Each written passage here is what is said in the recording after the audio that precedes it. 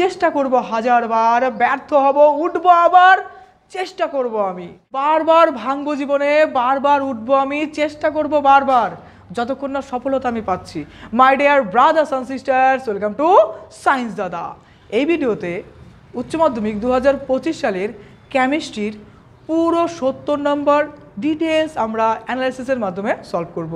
আমাদের টিম এবং আমাদের ম্যাডাম খুব সুন্দর করে প্রত্যেকটা প্রশ্ন বুঝিয়ে দিবে। দেখো 2025-এ কেমিস্ট্রিতে কেমন প্রশ্ন হয়েছিল, তার উত্তরগুলো কেমন হবে, চলো আমরা ডিটেলস এই ভিডিওতে দেখে নেই। আর পরের পরীক্ষার জন্য, বায়োলজি পরীক্ষার জন্য তোমাদেরকে জানাই বেস্ট অফ লাক। আর বায়োলজির ডিটেলস যদি বলি সাজেশন এবং তার পাশাপাশি সুন্দর করে উত্তর এক্সপ্লেনেশন করে দেওয়া আছে, অবশ্যই সেগুলো দেখে নিবে। My dear brothers and sisters, welcome to science দাদা। আজকের এই ভিডিওতে আমরা এইচএস 2025 সালের কেমিস্ট্রির ফুল কোয়েশ্চেন পেপার অ্যানালাইসিস করব উত্তর সহ। তো এটাই হচ্ছে তোমাদের এইচএস 2025 সালের কোয়েশ্চেন পেপার। তো দেখে নাও একের 1 নাম্বার কোয়েশ্চেন। প্রথমেই বলেছে সিলিকন থেকে এন প্রকৃতির অর্ধপরিবাহী পাওয়ার জন্য অপদ্রব্য হিসেবে মৌলটি যৌগ করা হয়, তার যোজ্যতা হবে। এর যোজ্যতা কত সেটা বলতে বলেছে। এটা এখন আমাদের কেমিস্ট্রি মিস বুঝিয়ে দিবেন। প্রথমে দেখো, সিলিকন একটি চতুর্যোজী মৌল, যেটা হচ্ছে ভ্যালেন্স কি 4। ওকে, এবার এন প্রকৃতির অর্ধপরিবাহী তৈরি করতে এমন একটি মৌল যোগ করতে হবে যার যোজ্যতা সিলিকনের চেয়ে বেশি হয়, যাতে অতিরিক্ত ইলেকট্রন থাকে। এবার ফসফরাস আর আর্সেনিকের মতো পঞ্চযোজী, যেটার ভ্যালেন্সি কত হয় 5 হয়, এটা আমরা জানি, পঞ্চযোজী মৌল ব্যবহার করা হয়। তাহলে এখানে সঠিক উত্তর দেখো ডি নাম্বার অপশন 5 রাইট হচ্ছে, কারণ এগুলো পঞ্চযোজী মৌল। নেক্সট কোয়েশ্চেন দেখো, বলেছে যে একটি গ্যালভানিক কোষ বিক্রিয়া স্বতঃস্ফূর্ত হবে যখন। তো এক্ষেত্রে আমাদের যেটা স্বতঃস্ফূর্ততার শর্ত হচ্ছে সেটা ডেল্টা জি 0 লেস দেন 0 হতে হবে। ঠিক আছে, তো একটি গ্যালভানিক কোষ বিক্রিয়ায় স্বতঃস্ফূর্ত হওয়ার শর্ত হচ্ছে মুক্ত শক্তির পরিবর্তন, যেটা ডেল্টা জি 0, সেটাকে অবশ্যই নেগেটিভ হতে হবে। তার জন্য এই ক্ষেত্রে আমাদের ডেল্টা জি 0 লেস দেন 0 হবে অ্যান্সার। এর পরের কোয়েশ্চেন দেখো, বলেছে যে নিচের কোন প্রক্রিয়ায় কোলোয়েড বিশুদ্ধ করা হয়। তো এক্ষেত্রে হবে সঠিক উত্তর বি নাম্বার অপশন, ঝিল্লি বিশ্লেষণ। তো এটা কেন হয়? কোলেট বিশুদ্ধ করার জন্য আমরা ডায়ালাইসিস অর্থাৎ ঝিল্লি বিশ্লেষণ পদ্ধতি ব্যবহার করে থাকি। এই পদ্ধতিতে কোলেট দ্রবণ একটি অর্ধবৃত্ত ঝিল্লির মতো রাখা হয়, যার মাধ্যমে যে ছোট কণাগুলি রয়েছে, ছোট কণা এবং আয়নগুলি বের হয়ে যেতে পারে, কিন্তু কোলেট কণাগুলিকে আটকে থাকে। সেই জন্য আমরা ডায়ালাইসিস বা ঝিল্লি বিশ্লেষণ ব্যবহার করি। এজন্য এক্ষেত্রে সঠিক উত্তর বি নাম্বার অপশন রাইট। এর পরের কোয়েশ্চেন দেখো, বলেছে যে প্রদত্ত অ্যাসিডগুলির মধ্যে কোনটির আম্লিকতা সর্বাধিক। মানে এই যে এখানে অপশন নাম্বারগুলো যে দেওয়া আছে, দেখো প্রথমে বলেছে HClO, বি নাম্বার অপশনে বলেছে HClO2, সিএ বলেছে HClO4, আর বলেছে যে HClO3। এই যে অ্যাসিডগুলি আছে এটার মধ্যে সর্বাধিক মানে সব থেকে বেশি কোনটা আম্লিক হবে সেটা বলতে বলেছে। তো এই ক্ষেত্রে সঠিক উত্তর হবে সি নাম্বার অপশন অর্থাৎ HClO4। তো এটার রিজন বা কারণটা আমরা জেনে নিই। ক্লোরিনের অক্সি অ্যাসিডগুলির মধ্যে HClO4 অর্থাৎ পার ক্লোরিক অ্যাসিড বলা হয়। এটা সবচেয়ে বেশি শক্তিশালী হয় কারণ এর ক্ষেত্রে জারণ সংখ্যা সর্বাধিক হয়। কত হয়? +7, যা অক্সিজেন পরমাণু থেকে ইলেকট্রন আকর্ষণ করার ক্ষমতাকে বাড়িয়ে দেয়। ফলে ও বন্ড H বন্ধনটা কি হয়ে যায়? দুর্বল হয়ে যায়। আর এক্ষেত্রে H+ আয়ন সহজেই নির্গত হয়। তাহলে সঠিক উত্তর সি নাম্বার অপশন রাইট। এর পরের কোয়েশ্চেন দেখো, নিচের কোনটি অ্যাক্টিনয়েড শ্রেণীর অন্তর্গত নয়। দেখো এখানে অপশনে বলেছে যেমন TH, AM, তারপর SM, তারপর বলেছে MP। এই যে তোমার যে অ্যাক্টিনয়েডগুলো আছে, মানে এখানে যে মৌলগুলি আছে বা যৌগগুলি আছে, এটার মধ্যে কোনটা হচ্ছে অ্যাক্টিনয়েড শ্রেণীর অন্তর্গত হবে না সেটা বলতে বলেছে। তো এক্ষেত্রে সঠিক উত্তর হবে সি নাম্বার অপশন SM। অ্যাক্টিনয়েড শ্রেণীটি পর্যায় সারণীর 7তম পর্যায়ের F ব্লকের একটি শ্রেণী, যেখানে অ্যাক্টিনয়েড হচ্ছে কি বলতো, অ্যাক্টিনয়েড থেকে হচ্ছে লরেন্সিয়াম, যেটা LR প্রজন্ত মৌলগুলির অন্তর্ভুক্ত হয়। থোরিয়াম কি? থোরিয়াম। তারপর হচ্ছে অ্যামেরিসিয়াম, যেটা AM, নেপচুনিয়াম, এটা হচ্ছে অ্যাক্টিনয়েড শ্রেণীর অন্তর্গত। কিন্তু সারিয়াম অর্থাৎ SM যেটা রয়েছে সেটা ল্যান্থানাইড শ্রেণীর অন্তর্গত, যা অ্যাক্টিনয়েড শ্রেণীর উপরে অবস্থিত। তাহলে এখানে সঠিক উত্তর কি হলো? C number option SM right. এরপরে পরের প্রশ্নটা দেখে নাও। দেখো পরের প্রশ্নতে বলেছে NiCO4 এ নিকেলের ইলেকট্রন বিন্যাস এবং জারণ স্তর কি।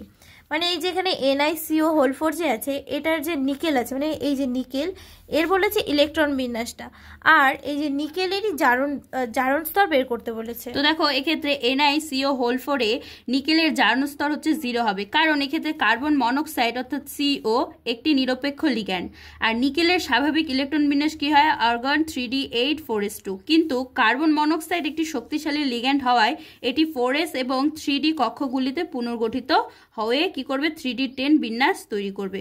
তাহলে এখানে সঠিক উত্তর কি দাঁড়ালো আমাদের, হচ্ছে সি নাম্বার অপশন রাইট।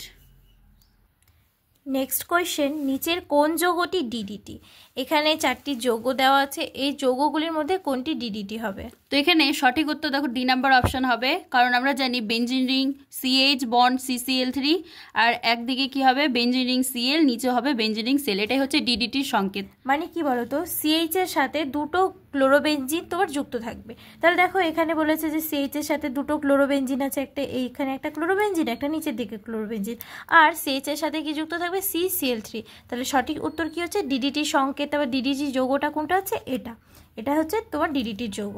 এরপরে চলে আসো নেক্সট কোয়েশ্চেনে কি বলেছে দেখো, বলেছে একটা যৌগ দিয়েছে, এই যৌগটির ইউপ্যাক নাম লিখতে বলেছে। তো এক্ষেত্রে যৌগটি দেখো বলেছে যে CH, পাশে হচ্ছে CH3, নিচে CH3, আর পাশে কি রয়েছে যে O CH3। তো এক্ষেত্রে সঠিক উত্তর হবে 2-মিথক্সিপ্রোপেন, কারণ এক্ষেত্রে দেখো প্রোপেন চেন আছে দুটিতে, একটি প্রোপেন চেন রয়েছে আর দ্বিতীয় কার্বনে মিথক্সি গ্রুপ রয়েছে, অর্থাৎ OCH3, এটা কি, এটা হচ্ছে মিথক্সি গ্রুপ, তার জন্য আমাদের এর ক্ষেত্রে আইউপ্যাক নেম কি হলো 2-মিথক্সিপ্রোপেন। এরপরে নেক্সট দেখো টোলেন্স বিকারকটি হলো, এর মধ্যে 4টা অপশন দেওয়া আছে, এর মধ্যে কোনটি টোলেন্স বিকারক? তো এক্ষেত্রে সঠিক উত্তর হবে সি নাম্বার অপশন, অর্থাৎ অ্যামোনিয়াল সিলভার নাইট্রেট। টোলেন্স বিকারক হলো অ্যামোনিয়াকল সিলভার নাইট্রেট দ্রবণ, যা অ্যালডিহাইড শনাক্তকরণের জন্য ব্যবহার করা হয়।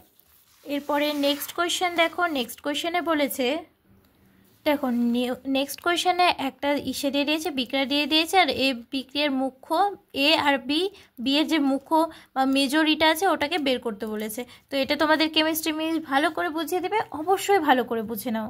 আচ্ছা শুরু করছি। দেখো অ্যানিলিনের ডায়াজোটাইজেশন বিক্রিয়ার ফলে অ্যানিলিন অর্থাৎ NaNO2 এবং HCl এর সাথে যখন 0 ডিগ্রি থেকে 5 ডিগ্রি সেলসিয়াস তাপমাত্রায় বিক্রিয়া করা হয় তখন বেনজিন ডায়াজোনিয়াম ক্লোরাইড উৎপন্ন হবে। এরপর বেনজিন ডায়াজোনিয়াম ক্লোরাইড ফেনলের সাথে বিক্রিয়া করে প্যারাহাইড্রক্সি বেনজিন তৈরি করবে। ঠিক আছে, তাহলে যা হচ্ছে কি লাল রঞ্জক পদার্থ। তাহলে এক্ষেত্রে আমাদের সঠিক উত্তর কি হবে, যে সি নাম্বার অপশন যেটা রয়েছে এটার নাম কি, এটার নাম হচ্ছে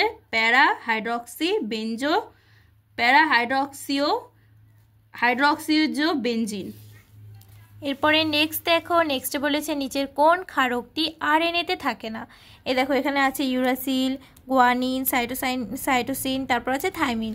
এই যে 4টি যৌগ দেওয়া আছে, মানে 4টি যৌগ দেওয়া আছে বা ক্ষারক দেওয়া আছে, এর মধ্যে কোনটি RNA-তে থাকে না। তো এখানে সঠিক উত্তর হবে থাইমিন, কারণ আমরা জানি RNA রাইবোনিউক্লিক অ্যাসিডতে থাইমিনের পরিবর্তে ইউরাসিল থাকে, আর থাইমিন কিসে থাকে, DNA-তে থাকে। তাহলে এখানে সঠিক উত্তর কি হবে, বি নাম্বার অপশন, যেহেতু বলেছে RNA-তে থাকে না তাহলে এখানে হবে থাইমিন।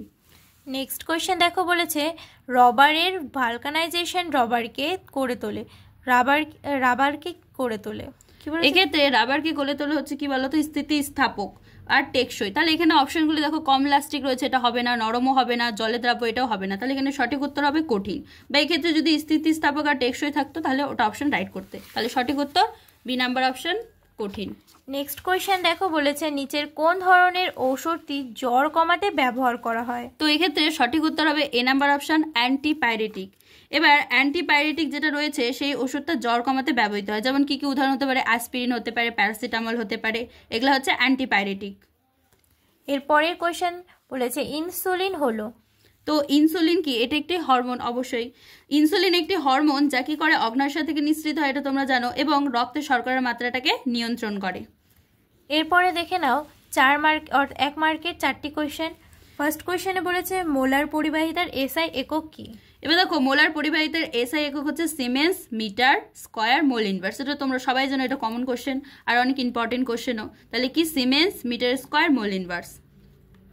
নেক্সট অথবার কোয়েশ্চেনে বলেছে আপেক্ষিক পরিবাহিতা ও মোলার পরিবাহিতার মধ্যে সম্পর্কটি লিখো। তো আপেক্ষিক পরিবাহিতা আর মোলার পরিবাহিতার মধ্যে আমরা সম্পর্ক কি জানি, যে মোলার পরিবাহিতা যেটা হচ্ছে sigma, capital sigma suffix M equals to আমরা লিখি আপেক্ষিক পরিবাহিতা। আপেক্ষিক পরিবাহিতাকে আমরা কি দ্বারা চিহ্নিত করি, কাপ্পা দ্বারা, kappa into 1000 divided by C, যেখানে সি হচ্ছে কি দ্রবণটার মোলার গাঢ়ত্ব। তাহলে কি, যে capital sigma suffix M equals to kappa into 1000 অর্থাৎ 1000 ডিভাইডেড বাই সি, এটাই হচ্ছে আমাদের মোলার পরিবাহিতা এবং আপেক্ষিক পরিবাহিতার মধ্যে সম্পর্ক। এটাও অনেক ইম্পর্টেন্ট একটা কোশ্চেন ছিল যেটা তোমাদের চলে এসেছে। তো তোমরা যারা sigma suffix M equals to kappa into 1000 divided by C করেছো, তারাই হচ্ছে রাইট করেছো। এরপরে চলে আসো, দেখো এর পরের কোশ্চেনে বলেছে যে মাখন এবং দুধ এই দুটির মধ্যে কোনটি জলে তেলের ইমালশন এবং কোনটি তেলের জলের ইমালশন। তো দুধ যেটা রয়েছে এটা আমরা জানি জলে তেলের ইমালশন, তেলের যে ক্ষুদ্র কণা রয়েছে সেটা জলে দ্রবীভূত থাকে। আর মাখন কি, তেলে জলের ইমালশন অর্থাৎ জলের ক্ষুদ্র কণা তেলে দ্রবীভূত থাকে।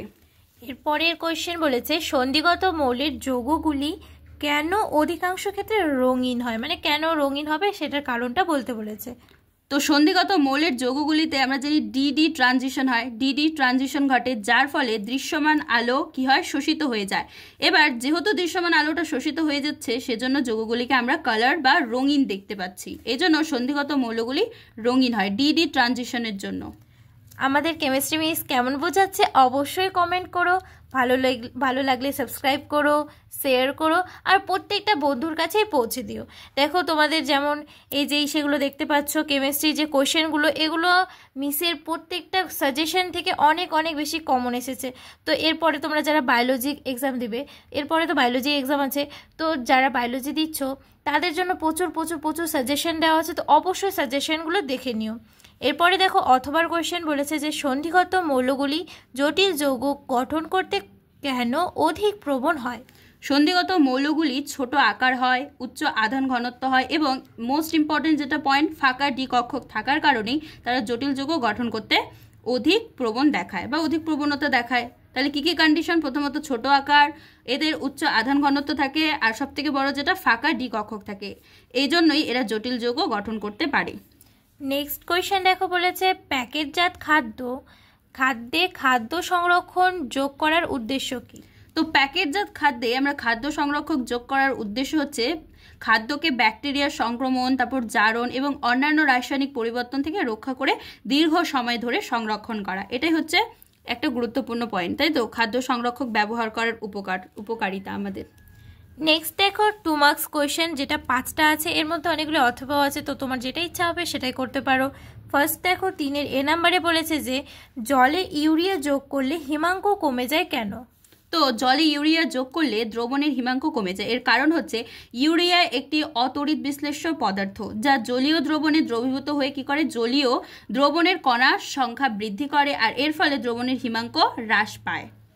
নেক্সট দেখো অথবা কোয়েশ্চেন বলেছে অ্যাজিওট্রপ কাকে বলে, উদাহরণ দাও। অ্যাজিওট্রপ হলো এমন একটি তরল মিশ্রণ যা একটি নির্দিষ্ট চাপে এবং নির্দিষ্ট সংযুতিতে স্ফুটন করে এবং স্ফুটনের সময় এর সংযুক্তি অপরিবর্তিত থাকে। উদাহরণ বলেছে ইথানল আর হচ্ছে জলের মিশ্রণ। তো ইথানলের মিশ্রণ কত থাকে, 95.6%, আর জল যেটা রয়েছে সেটা হচ্ছে 4.4% জল থাকে।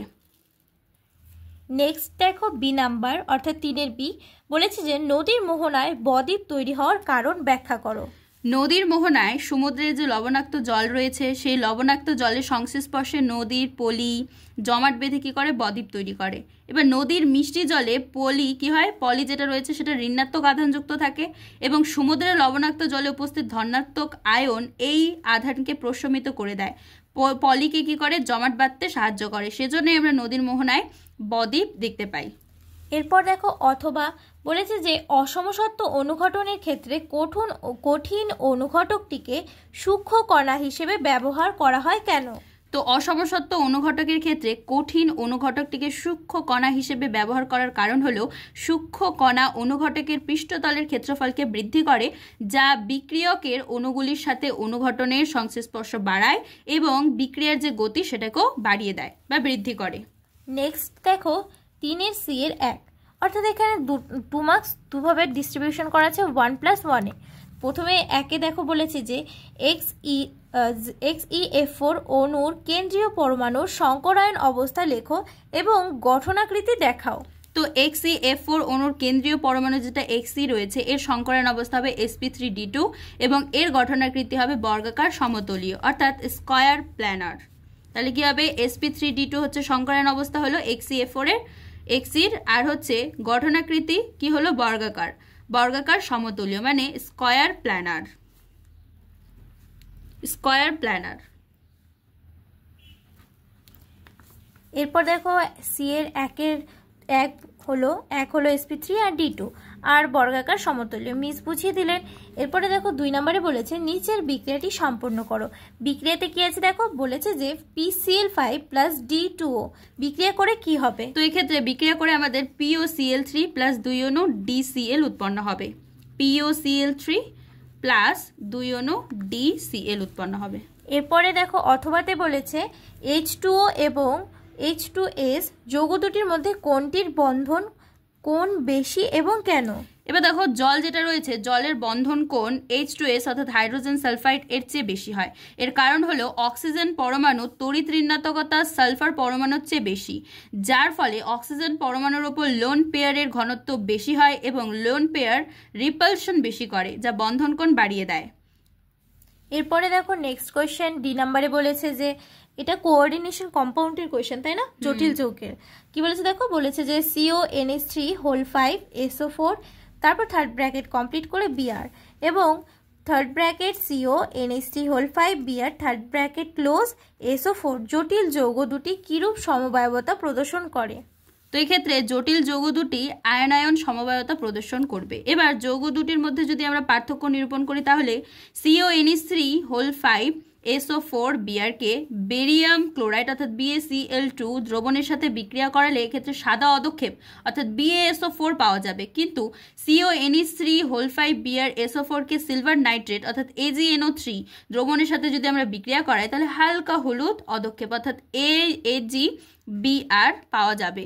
দেখো মিস এই যে পরের কোয়েশ্চেনটি যে আছে যৌগ দুটির মধ্যে কিভাবে পার্থক্য নিরূপণ করে ওটা মিস বুঝিয়ে দিয়েছে, তো অবশ্যই ভালো করে মনে রাখবে। কিন্তু এগুলো যারা দিয়ে দিয়েছো তাদের জন্য তার ইম্পর্টেন্ট নেই, কিন্তু পরের বার যারা দিবে তাদের জন্য ইম্পর্টেন্ট আছে। এরপর দেখো ই নাম্বার কোয়েশ্চেনে কি বলেছে, নাইলন 6,6 পলিমারের মনোমার এককগুলির নাম লেখো। তারপরে বলেছে নাইলন 6 যে আছে নাইলন 6 এর 6 এর একটি নাইলন 6,6 এর একটি ব্যবহার উল্লেখ করো, মানে একটা ব্যবহার লিখতে পারো। তো নাইলন 6,6 কে আর 6 এর যদি আমরা মনোমার এককগুলির নাম বলি তাহলে অ্যাডিপিক অ্যাসিড হবে আর হেক্সামিথিলিন ডায়ামিন হবে। আর এর ক্ষেত্রে ব্যবহার কি হবে, টেক্সটাইল ফাইবার, তারপর হচ্ছে দড়ি, ব্রাশ ইত্যাদি তৈরি করতে ব্যবহার করা। তো কি কি ব্যবহার করা হয় আরেকবার বলছি, টেক্সটাইল ফাইবার, দড়ি, ব্রাশ ইত্যাদি ব্যবহৃত করা হয়। এরপরে দেখো 4 কোয়েশ্চেন, যেখানে তোমার 3 মার্কের কোয়েশ্চেন হবে, 9টা কোয়েশ্চেন করতে হবে। এখানে টোটাল থাকবে 27 নাম্বার। দেখো 4 এতে এর 1 নম্বরে বলেছে ধাতব কেলাসের পৃষ্ঠকেন্দ্রিক ঘনাকাকার অর্থাৎ FCC একক কোষের ক্ষেত্রে পারমাণবিক ব্যাসার্ধ R এবং কিনারা দৈর্ঘ্য A এর মধ্যে সম্পর্ক কি। তো এক্ষেত্রে আমরা যদি সম্পর্ক নির্ণয় করি তাহলে R = A/2√2 হবে। কি হবে, R = A/2√2। এরপরে নেক্সট দেখো 2 নম্বর কোয়েশ্চেনে কি বলেছে, একটি মৌল পারমাণবিক ভর = 27 গ্রাম মোল ইনভার্স ঘনকাকার একক কোষ গঠন করে, যার প্রান্ত দৈর্ঘ্য 4.05 × 10⁻⁸ সেমি। যদি এর ঘনত্ব 2.7 গ্রাম পার সেমি কিউব হয় তাহলে ঘনকাকার একক কোষটির প্রকৃতি কিরূপ হবে। তো দেখো ঘনকাকার একক কোষটির প্রকৃতি FCC বা পৃষ্ঠকেন্দ্রিক ঘনাকাকার হবে। তো ঘনত্ব আমরা কি জানি, ঘনত্ব ρ = হয় Z/m divided Z × m divided by A³ × n⁴a হয়। এখানে Z বলতে কি একক কোষে পরমাণু সংখ্যা, m বলতে পারমাণবিক ভর, a হচ্ছে প্রান্ত দৈর্ঘ্য আর n⁴a হচ্ছে অ্যাভোগাড্রো সংখ্যা। তো সবগুলোতে তুমি মান বসাবে, দেখবে Z এর মান 4 পেয়ে যাবে, যা FCC একক কোষের জন্য প্রযোজ্য হবে। নেক্সট দেখো অথবার কোয়েশ্চেনে কি বলেছে, F কেন্দ্রিক ত্রুটি বলতে কি বোঝো। তো F কেন্দ্রিক ত্রুটি হচ্ছে যখন একটি অ্যানায়ন শূন্যস্থান ইলেকট্রন দ্বারা অধিকৃত হয় তখন তাকে আমরা F কেন্দ্রিক ত্রুটি বলি। নেক্সট দেখো বলেছে শর্টকি ত্রুটি এবং ফ্রেন্কেল ত্রুটির মধ্যে পার্থক্য লেখো। তো দেখো এই কোশ্চেনগুলো কিন্তু আমি সাজেশন দিয়েছিলাম তোমাদের, শর্টকি ত্রুটি ফ্রেন্কেল ত্রুটি বুঝিয়েছিলাম যে শর্টকি মানে শুটকি মনে রেখো, অনেক কিছু বুঝিয়েছিলাম। তারপর rho equals to Z into M by A divided by A cube N A, এই বলেছিলাম এখান থেকে অঙ্ক কিন্তু আসবেই করবো। তো আমার সাজেশন থেকে কিন্তু অনেক কোশ্চেন কমন এসেছে, তো যারা যারা দেখেছো তারা তো অবশ্যই উপকৃত হয়েছো।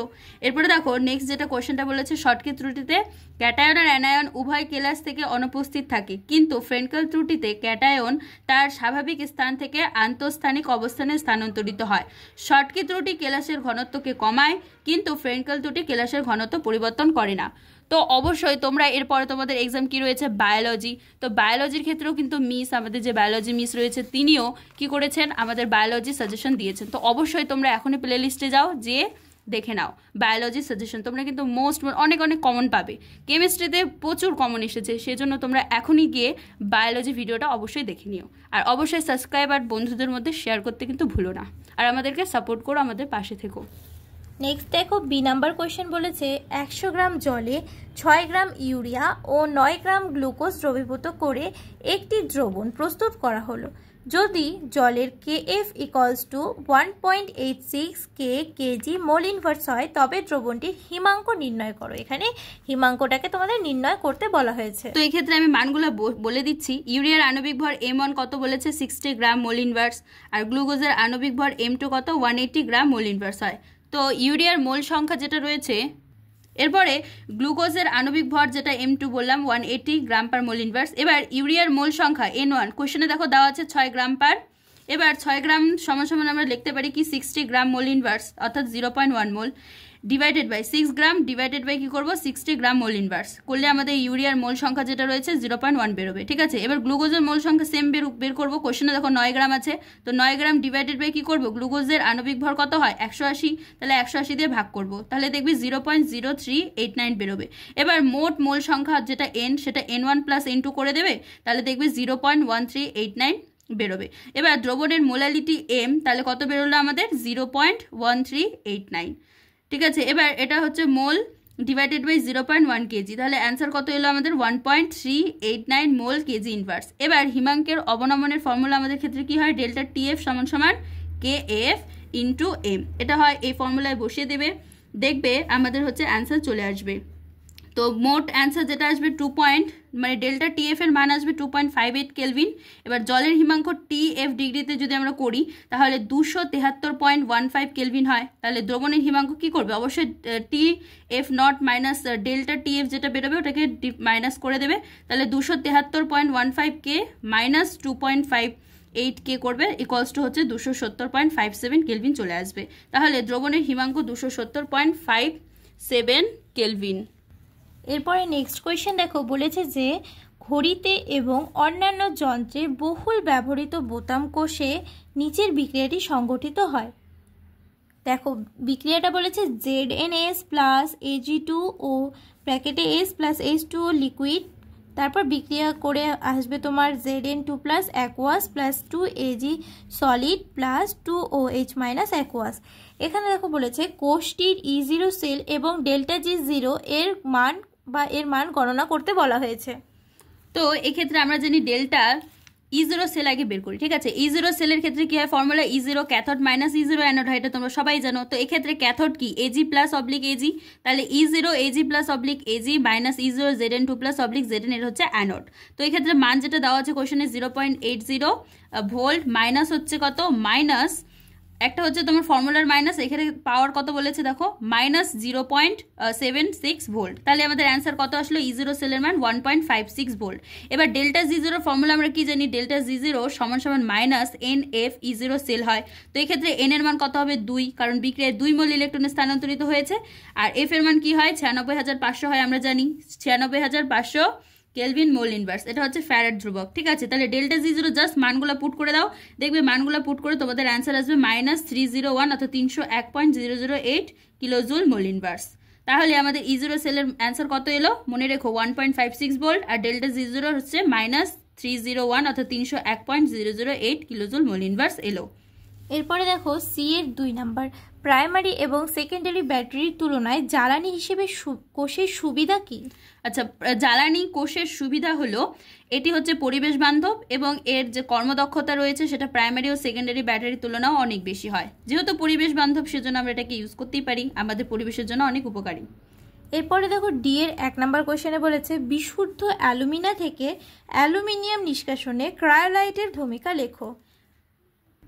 তো ক্রায়োলাইট অর্থাৎ Na3Al(F6) বিশুদ্ধ অ্যালুমিনিয়ার গলনাঙ্ক কমিয়ে আনে এবং এর যে তড়িৎ পরিবাহিতা সেটাকে বাড়িয়ে দেয়, যা অ্যালুমিনিয়াম নিষ্কাশন প্রক্রিয়াকে সহজ করে তোলে। দেখো ম্যাক্সিমাম কোশ্চেনে কিন্তু আমি দেখছি তোমাদের কমন এসেছে, যারা যারা সাজেশন দেখে গেছো তারা তো একদম ফাটিয়ে পরীক্ষা দিয়েছো, অনেক ইম্পর্টেন্ট। মানে কি বলবো, আমার কোশ্চেন দেখে অনেকই লাগছে, আনন্দই লাগছে যে তোমাদের অনেক কমন এসেছে, সব কমন এসেছে। আমি তো দেখছি ম্যাক্সিমাম কোশ্চেনে, আমি মানে অনেক আনন্দে আসছে যে তোমাদের এক্সাম ভালো হয়েছে যারা যারা সাজেশন দেখেছে। তোমরা যারা যারা দেখেছো মিসের সাজেশন, কেমিস্ট্রি সাজেশন, তাদের তো দুর্দান্ত এক্সাম হয়েছে।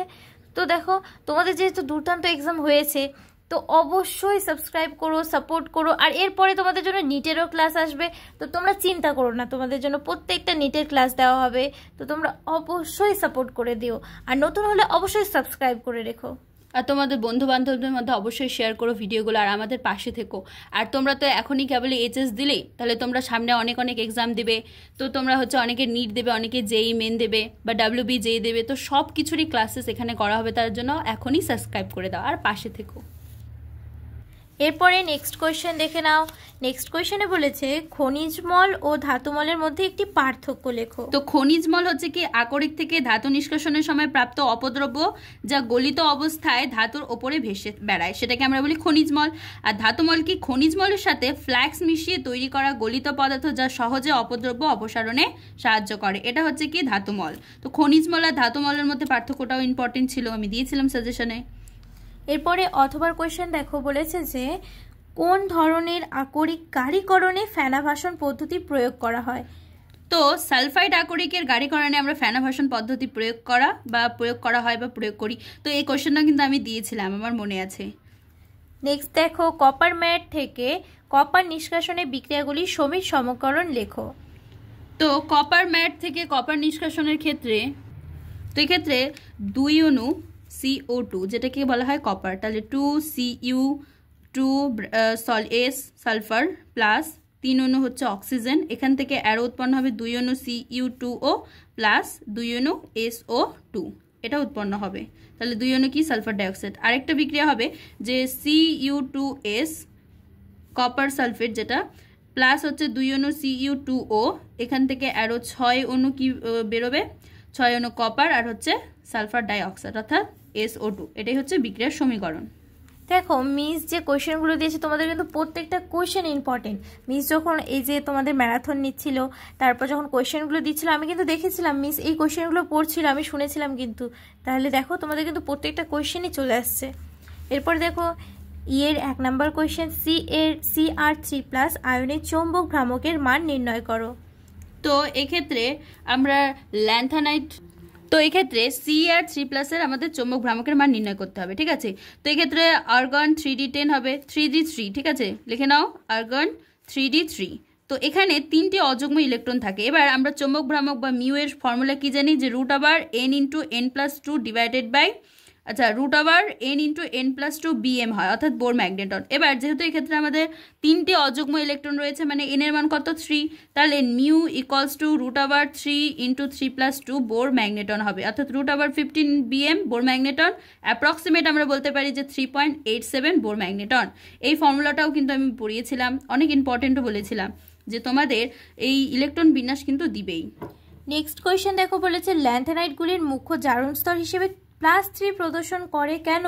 তো ল্যান্থানাইটগুলি প্রধানত +3 জারণ স্তরই প্রদর্শন করে। এর কারণ হলো এই অবস্থায় তারা স্থিতিশীল ইলেকট্রন বিন্যাস লাভ করে, যেহেতু স্টেবল লাভ করে বা স্ট্যাবিলিটি লাভ করে, সেজন্য তারা +3 জারণ স্তরই দেখায় বা প্রদর্শন করে। নেক্সট দেখো এফ এর 1 নাম্বার কোয়েশ্চেন ক্লোরোবেনজিন এবং বেঞ্জাইল ক্লোরাইডের মধ্যে কোনটি জলীয় NaOH দ্বারা সহজে আদ্র বিশ্লেষিত হয় এবং কেন। তো বেঞ্জাইল ক্লোরাইড জলীয় NaOH অর্থাৎ সোডিয়াম হাইড্রোক্সাইড দ্বারা সহজে আদ্র বিশ্লেষিত হয়, কারণ বেঞ্জাইল ক্লোরাইডে ক্লোরিন পরমাণু বেঞ্জাইল কার্বোক্যাটায়ন তৈরি করে, যা হচ্ছে স্থিতিশীল হয়। তাহলে কি করে, বেঞ্জাইল কার্বোক্যাটায়ন তৈরি করছে যা স্থিতিশীল।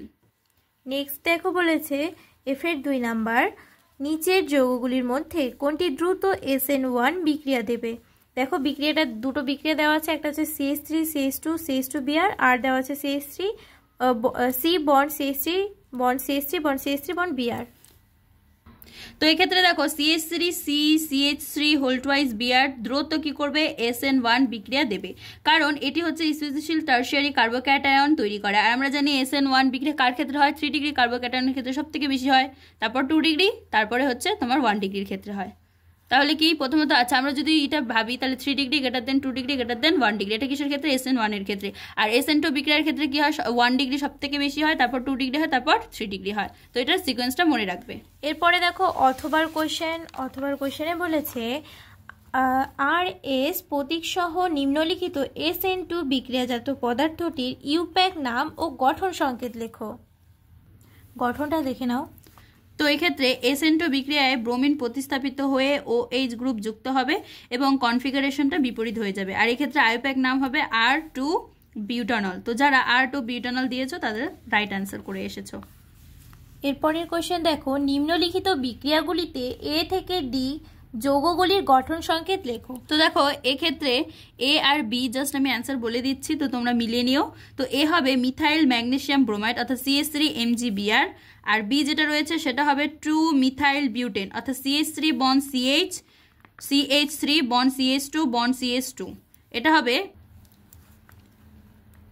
তো এরপরে C যেটা আছে C হবে CH3 bond CH double bond CH2 যেটা হচ্ছে প্রোপিন নাম।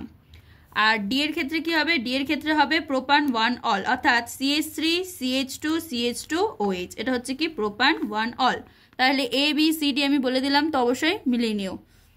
নেক্সট কোশ্চেন দেখো, নেক্সটে বলেছে জি এর 1 নাম্বার A ও B যৌগ দুটি শনাক্ত করো। তো এক্ষেত্রে A যেটা হবে CH3 whole thrice C bond I অর্থাৎ টার্ড বিউটাইল আয়োডাইড, আর B হবে মিথানল অর্থাৎ CH3 OH। তো যারা টার্ড বিউটাইল আয়োডাইড আর হচ্ছে মিথানল লিখেছো তারা রাইট করে এসেছো। নেক্সট কোশ্চেন দেখো বলেছে সদ্য প্রস্তুত FeCl3 অ্যাকুয়াস দ্রবণে সহিত ফেনলের বিক্রিয়াটি কি ঘটে সমীকরণের বিবৃত করো। দেখো ফেনল সদ্য প্রস্তুত ফেরিক ক্লোরাইড অর্থাৎ FeCl3 যেটা ব্র্যাকেটে অ্যাকুয়াস দ্রবণের সাথে বেগুনি বর্ণের জটিল যৌগ তৈরি করে। তো সমীকরণ যদি আমরা বলি তাহলে 6 অণু C6H5OH প্লাস FeCl3, তো এক্ষেত্রে একটা যৌগ উৎপন্ন হবে FeOC6H5 whole 6 to the power 3 minus plus 3 অণু H প্লাস প্লাস হচ্ছে 3Cl মাইনাস। তো এক্ষেত্রে FeOC6H5 whole 6 to the power 3 minus বেগুনি বর্ণের একটা জটিল যৌগ। এরপরে দেখো অথবার কোশ্চেনে বলেছে যে নিম্নলিখিত রূপগুলি সম্পন্ন করার জন্য ব্যবহৃত বিকারকগুলি উল্লেখ করো। কিছু ইসে দেওয়া আছে, তোমাদের বিকারক বা যৌগ দেওয়া আছে, তাদের মধ্যে বিকারকটি লিখতে হবে। পি এর ক্ষেত্রে বিকারক হবে ক্ষারীয় KMnO4 দ্রবণ আর হচ্ছে ডেল্টা মানে হিট দিতে হবে। আর কিউ এর ক্ষেত্রে বিকারক হবে সোডিয়াম শুষ্ক ইথার যেটা আর হচ্ছে CH3I। নেক্সট দেখো রূপান্তরগুলি সম্পন্ন করো। আর এস এর রূপান্তর সম্পন্ন করতে বলেছে। তো এক্ষেত্রে CH3 MgI plus CH3 CH2 CHO ethanol যেটা এখান থেকে CH3 CH2 CHO MgI তারপর হবে CH3। আর next CH3 CH2 CHO MgI CH3 plus H2O বা অবলিক H প্লাস দিতে পারো। তো এক্ষেত্রে প্রোপান 2 অল উৎপন্ন হবে CH3 CH2 CHOH CH3। Phenol plus sodium hydroxide দিলে C6H5ONA উৎপন্ন হবে সোডিয়াম ফেনক্সাইড যেটা, আর C6H5ONA প্লাস CH3I দিলে C6H5O CH3 যেটা অ্যানিসোল। এই দুটো উৎপন্ন হবে, এগুলো উৎপন্ন হবে। এরপরে নেক্সট দেখো H নাম্বার H এ বলেছে প্রশম অ্যাসিড ও ক্ষারীয় মাধ্যমে নাইট্রোবেনজিন বিজারণ বিক্রিয়া উল্লেখ করো। বিজারণ বিক্রিয়া উল্লেখ করতে বলেছে। তো এই ক্ষেত্রে প্রশম মাধ্যমে আমরা জানি নাইট্রোবেনজিন জিঙ্ক আর হচ্ছে অ্যামোনিয়াম ক্লোরাইড দ্বারা বিজারিত হয়ে ফিনাইল হাইড্রোক্সিল অ্যামিন তৈরি করবে। আর অ্যাসিড মাধ্যমে নাইট্রোবেনজিন টিন বা লোহা এবং হাইড্রোক্লোরিক অ্যাসিড দ্বারা বিজারিত হয়ে অ্যানিলিন উৎপন্ন করবে। আর ক্ষারীয় মাধ্যমে নাইট্রোবেনজিন জিঙ্ক ও সোডিয়াম হাইড্রোক্সাইড দ্রবণ দ্বারা বিজারিত হয়ে অ্যাজোবেনজিন বা অ্যাজোক্সিবেনজিন বা হাইড্রোজোবেনজিন তৈরি করবে। এরপরে নেক্সট কোয়েশ্চেন দেখো এর 1 নাম্বার বলেছে কোন ভিটামিনের অভাবে রক্ততঞ্চন বাধাপ্রাপ্ত হয়। ভিটামিন কে এর অভাবে রক্ততঞ্চনে বাধাপ্রাপ্ত হয়। নেক্সট দেখো অ্যালিনিনের জুইটার আয়ন গঠন দেখাও। তো অ্যানিলিনের জুইটায়নের ক্ষেত্রে H3N+ bond CH CH3 bond COO negative হবে। তাহলে কি আবার বলছি দেখে নাও, H3N+ bond CH CH3 bracket close bond COO-। এরপরে নেক্সট দেখো বলেছে গ্লাইকোসাইডিক লিঙ্কেজ বলতে কি বোঝো? গ্লাইকোসাইডিক লিঙ্কেজ হলো দুটি মনোস্যাকারাইড অণুর মধ্যে ইথার বন্ধন, যা একটি অক্সিজেন পরমাণুর মাধ্যমে গঠিত হয়, আর এটি পলিস্যাকারাইড গঠনের জন্য গুরুত্বপূর্ণ। এরপরে নেক্সটে চলে আসো। নেক্সট কোয়েশ্চেন, নেক্সট বলতে 5-এর দেখো 5 মার্কের তোমার 3টা কোয়েশ্চেন করতে হবে, যার মধ্যে অথবা দেওয়া আছে, এর মধ্যে তোমার যেটা ইচ্ছা তুমি সেটাই করতে পারো। তাহলে তোমাকে মেনলি 3টা কোয়েশ্চেন করতে হবে। দেখো 5-এর 1 নাম্বার কোয়েশ্চেন বলেছে যে রাসায়নিক বিক্রিয়ার ক্রম এবং বিক্রিয়ার আণবিকতার মধ্যে দুটি পার্থক্য লেখো। তো বিক্রিয়ার ক্রম পরীক্ষামূলকভাবে নির্ধারিত হয়, কিন্তু আণবিকতা সমীকরণ থেকে গণনা করতে হয়। বিক্রিয়ার ক্রম হচ্ছে শূন্য বা ভগ্নাংশ হতে পারে, কিন্তু আণবিকতা সর্বদা একটি পূর্ণ সংখ্যা হয়। এরপরে নেক্সট দেখো এর 2 নম্বরে বলেছে 20 বছর তেজস্ক্রিয় ক্ষয়ের পর 1 গ্রাম তেজস্ক্রিয় মৌলের 0.0625 গ্রাম অবশিষ্ট রইল। উক্ত বিক্রিয়ার অর্ধ জীবনকাল অর্থাৎ T1/2 নির্ণয় করো। আর বলেছে যে তেজস্ক্রিয় ক্ষয়ের শুরু থেকে 10 বছর পর মৌলটির কতটা অবশিষ্ট ছিল। তো এই ক্ষেত্রে আমাদের যেটা প্রথমত প্রাথমিক পরিমাণ অর্থাৎ N0 এর মান কত 1 গ্রাম, আর অবশিষ্ট পরিমাণ হচ্ছে N⁻T সেটা হচ্ছে 0.0625 গ্রাম রয়েছে, আর সময়টি কত বলেছে 20 বছর। এবার আমরা ফর্মুলা জানি যে NT/N0 = ½ হয়। এবার মানগুলো বসিয়ে দাও, দেখবে অ্যান্সার আসবে n এর মান 4, n এর মান হচ্ছে 8 আসবে। তো এক্ষেত্রে n এর মান হচ্ছে তোমাদের 4 আসবে। এবার যেটা আমাদের ফর্মুলা হাফ লাইফে T = n × T1/2 হয়। তো এক্ষেত্রে 20 বছর = 4 × T1/2 করবে, দেখবে T1/2 এর মান 5 বছর চলে আসবে। তাহলে 10 বছর পর অবশিষ্টাংশ পরিমাণ আমাদের সেম ফর্মুলায় বের করতে হবে। তাহলে 10 বছর = 2 × T1/2 লিখবে। তাহলে NT/N0 = হাফ স্কয়ার মানে 1/2 এর স্কয়ার, তাহলে 1/4 এলো।